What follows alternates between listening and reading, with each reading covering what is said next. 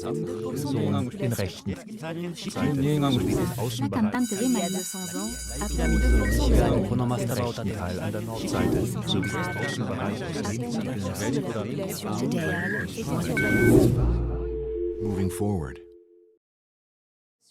So we looked at 300 towns in the Seine-et-Marne department, and we looked at mobility practices. And the three towns were Coulommiers, east of Seine-et-Marne, Brie-Comte-Robert, west of Seine and closer to Paris. And so these two towns are peri-urban poles, and Villeneuve-le-Comte, south of Marne-la-Vallée. So three towns, different in terms of size and service, location. Of course, you'll see differences in terms of mobility practices and the perception of the territory held by the younger generation. We found that the younger generation does need to move about, either to go to school, to high school, or to junior high school, or indeed to go to places of leisure. But of course, they come across challenges on a daily basis. And one of the first such challenges is many of them, well, if they do not have a driving license, I mean, you need to be 18 years of age to drive. And so if you're under 18, you can drive, and you need to drive in many of these areas. So you have these younger kids who are dependent on other forms of transportation, so they can either depend on their parents, but of course parents are not necessarily available because they work, or maybe because they have other or better things to do. And of course the price of gasoline, it's too expensive to drive around. And then the other option is to have access to public transportation, but public transportation is not always available, and there are very few trains, if any. And then there's also a financial constraint when people haven't got any money. Or they can't go to the pictures, to the movies, or they can't afford to go to the swimming pool.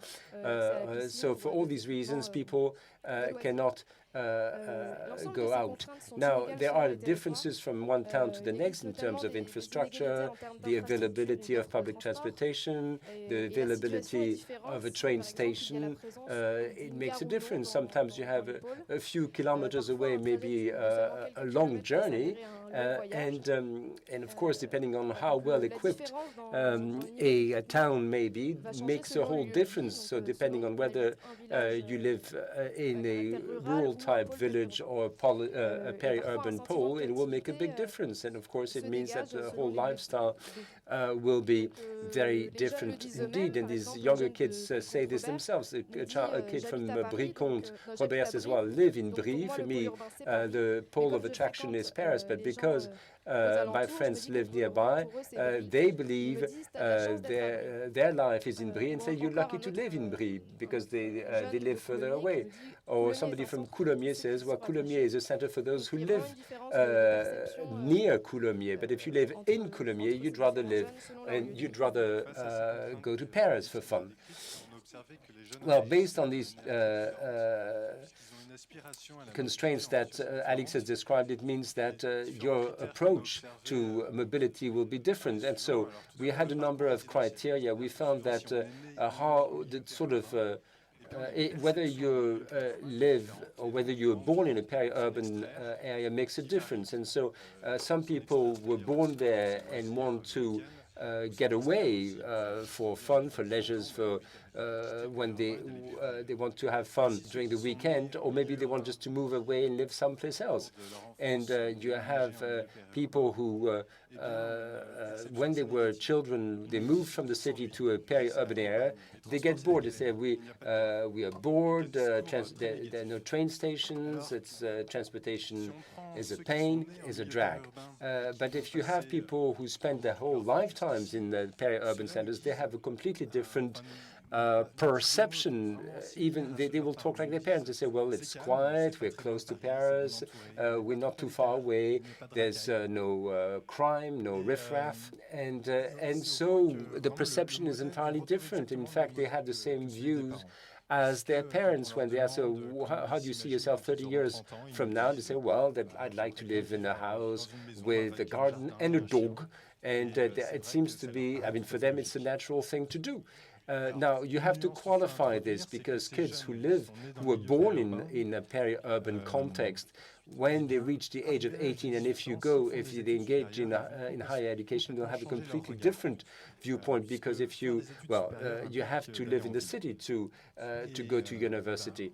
And so people say, well, I come back on the weekends and that's plenty, that's enough. Or I'd like to work in a city and then go back to Brive to rest during the weekend. So they still have some longing for the country, but having gotten a taste of the city, they cannot do without it. And so, of course, talking about higher education, this is, of course, a transition to social inequality because, of course, it is in the family that you learn about mobility, but if you grow up in a modest and a humble background, people probably never went away on vacation and never taken the high-speed train, never taken a plane. And so when these young kids turn 18, these are the ones that do not go to university. And of course, higher education is when you learn about mobility, because what you have to keep in mind is that moving about doesn't mean being able to take public transportation. It means also getting away from one's hometown to face the unknown. And of course, higher education is a way to face the unknown. Now, looking at a 24-year-old who hasn't been to university, one such young guy told us, living in Coulommiers, he did not want to Paris. He never felt the need to go to Paris, but this person was unemployed and felt he was not looking for a job outside the Coulommiers area, because, of course, for that person, otherwise, leaving Coulommiers meant facing the unknown and leaving his family. Whereas a young man who's coming from a better off class and had a higher education, on the contrary, found it difficult to go back to Coulommiers and get away from the city. So it's a completely different perception. And that contrast is to be found starker and starker across these social lines. And so we asked two young 17-year-old young men who lived in similar villages, not served by public transportation outside school buses. And the first one is a young girl, who said that for her the only way to go someplace during the weekend was to ask her mother for a ride, but her mother wouldn't oblige because she was started driving all week. And so this woman had no choice but to stay at home and have fun at home, and she was quite content with that. In fact, when she did go out on weekend, was to go with her mother on a shopping spree, whereas to be contrasted with a young man who decided he would get away, and if he has to, he will walk 2 hours a day just to get away from the town and reaching a peri-urban pole such as Brie-Comte-Robert, where there's access to public transportation. Or even though his parents forbid him from doing this, he will hitchhike, or he will get a ride on somebody's motorcycle even though he's not supposed to. So this aspiration to mobility is literally a drive, and you can see how it affects behaviors. Now, to move on from and past these sort of burdens that make life difficult for the younger generation, let's look at the sort of policies that could be implemented in these peri-urban spaces to develop such policies. Not everything is new, but there are a few things about learning about mobility. And Éric Le Breton said that mobility is something that you learn, but it is taught nowhere. And so there are things that could be done. Oh, by the way, about learning about mobility, You only have a few seconds left. Time is running out. Regarding the learning of mobility, something should be done about the image of the bicycle, because, I mean, we were rather surprised, and I think that would be an easy way to make up for lack of public transportation, is to use a bicycle. But very few people ride a bicycle, not because they felt this was dangerous on peri-urban roads, but rather because it seems people seem to think a bicycle is a boring thing. People don't ride their bikes because it is boring. Something could also be done to teach young people to move outside of their town of residence, going to Paris, for instance, on a day trip, or simply going to the next town. In terms of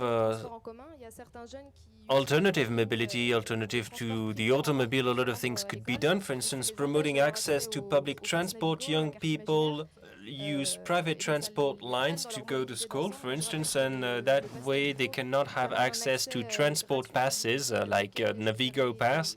That's an obstacle for them. With the Navigo Pass, you can have free and unlimited access to the whole Paris network at the weekend, during bank holidays and during school holidays.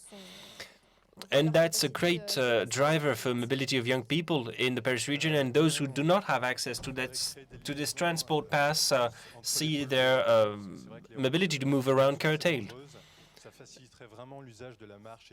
Soft links should also be created between peri-urban centers, because roads are fairly dangerous that would promote the use of walking or cycling.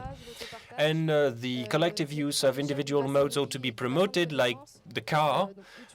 Communicate more about car sharing or carpooling, but rather at the scale of the living or knowledge basin, to pool travel, for instance, to take the children to a leisure facility to promote that internal knowledge inside a village.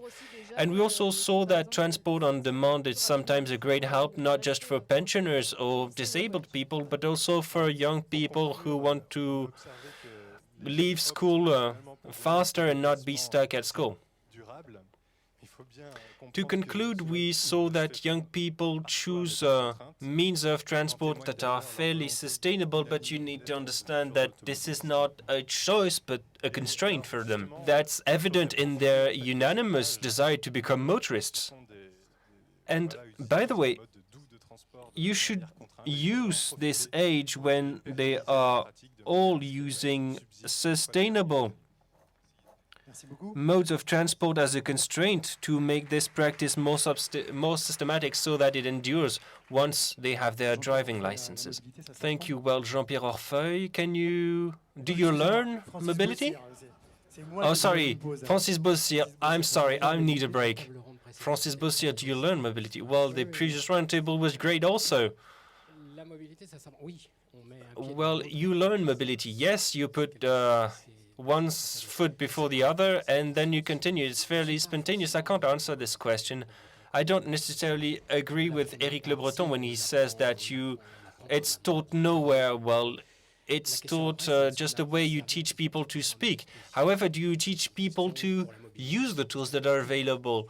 That's an issue for mobility, but it applies across the board. That applies to computers, but also cooking, DIY, or whatever. Well, could I respond to something else, rather? Well, in fact, since this morning, we've been seeing that things are very diverse. Populations in peri-urban rings are very diverse. And if in this round table we take cross-sections in the age pyramid with the young people, then people of working age, and then old people that we call senior citizens, you can see that you've got the same diversity amongst young people, probably amongst the elderly, and it's the same thing for people of working age. No surprise here. It's normal that we find that. The only thing that I would tend to say is that what triggers that move to acquire resource, leisure resource, study, or urban resources in general is a project, a living project. And the thing about young people is that they don't have the same projects depending on their socio-economic class or their background. It's something we know well, and there's no reason why it should be different. Yet, what lies beneath is that the young people who cannot afford to access resources that they don't really know about anyway, that's what we call the free-range peri-urbanites. We talked about them this morning in other terms. That's fairly scary. I mean, these are young people who don't have the resources to go elsewhere, but they don't really feel the need for that. Why? Because all their reference points are not as diverse as those who come from the city and who have undergone this peri-urban migration when they know about the city, and those who want to go to the city for university, and that's a real social discriminant. So I think this is interesting, but that also goes to show that there are the same problems as in the banlieues, the inner city ghettos, or the same thing applies to the peri-urban. And in a way, it's in line with what we've been saying since this morning. The peri-urban is a reflection of French society, in a way. Well, maybe it's not exactly the same type of diversity as elsewhere, but that's kind of what we're seeing. And so the young people who do not have what it takes to move around, do they mind about that? That's maybe cynical. You're not saying that, but I'm cynical. I mean, I accept that. But in a way, the pioneers of sustainable development in the peri-urban are poor people who cannot afford to move around and who don't mind because their cultural horizons are fairly restricted and they have a great carbon balance.